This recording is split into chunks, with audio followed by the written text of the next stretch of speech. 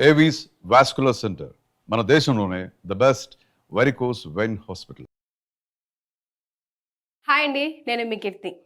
మన ఇంట్లో పెద్దవాళ్ళు, ముఖ్యంగా బామ్మలు, అమ్మమ్మలు, నానమ్మలు ఉన్న టైంలో కొన్ని వింతైన రెమెడీస్ చెప్తూ ఉండేవారు. కానీ అవి ఫాలో అవ్వాలంటే సిగ్గుగా అనిపించేది.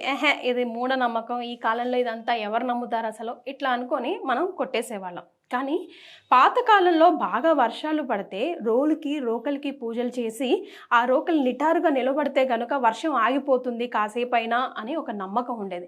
ఇంకొంతమంది అయితే మనం చపాతీ చేసే పెనం ఉంటుంది కదా, ప్యాన్, దాన్ని కూడా ఉల్టా వేసి పెడతారు కొన్ని పూజలు చేసి, కొన్ని మంత్రాలు అవి చెప్పి, సో దట్ అప్పటి వరకు వర్షం పడదు అని మట్ట మరలేయడం అంటూ ఉంటారు ఇటువైపు తెలంగాణ జిల్లాలో అయితే నిన్న గ్రహణం సమయంలో కూడా చాలామంది టెస్ట్ చేద్దామని నిజంగానే గ్రహణం టైంలో రోకలు పెడితే కనుక నిటారుగా నిలబెడుతుందా, ఆ గ్రావిటేషనల్ ఫోర్స్ అనేది ఉంటుంది సైన్స్ ప్రకారం మనం నమ్ముతాము. బట్ ఇది మూఢనమ్మకమా అని చెప్పేసి ఇప్పుడు మనం చూడబోయే విజువల్స్లో కెమెరాలతో, అద్భుతమైన కెమెరాలతో ఆ లూనార్ ఎక్లిప్స్ని క్యాప్చర్ చేయాలి అనుకున్న వాళ్ళే ఈ టెస్ట్ కూడా చేసి చూశారు.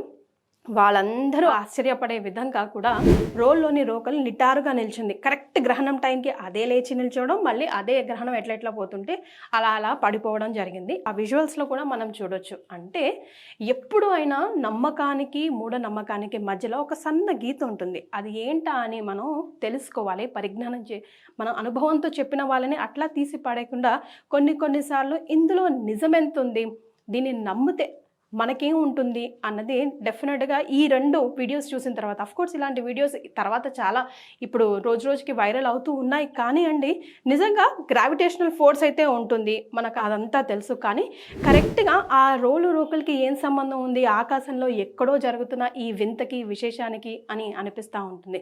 సో సనాతన ధర్మం ఏది చెప్పినా అందులో నిగూఢమైన రహస్యాలే దాగి ఉంటాయి. ఎప్పుడు కూడా కొట్టివేయకుండా, వేరే వాళ్ళని చులకనగా చూడకుండా, అది మూఢనమ్మకం అని చెప్పకుండా, మీకు నచ్చిందా ఫాలో అవ్వండి, లేదా సైలెంట్గా ఉండిపోండి.